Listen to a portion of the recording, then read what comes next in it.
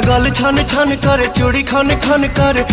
वाह रे power star Pawan Singh, इसे बोलते हैं नहले पे दहला। भाई पावर स्टार पवन सिंह के फैन होबनु, दिल से मानत होगा तो वीडियो को पूरा देखिए, हो सके तो एगो लाइक करिए।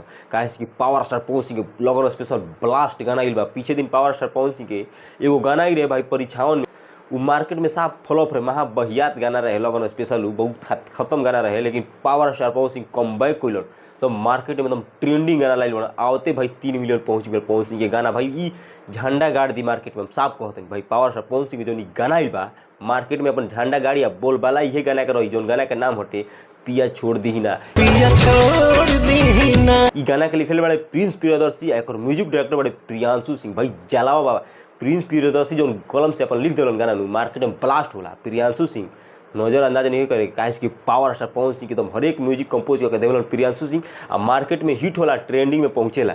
एक में फीमेल डांसर बाड़ी फीचरिंग में आस्था सिंह। भाई पावर स्टार पवन सिंह आस्था सिंह की जोड़ी एक पीस लागत है भाई, एक पीस लागत बहुत बवाल जोड़ी भाई हिट।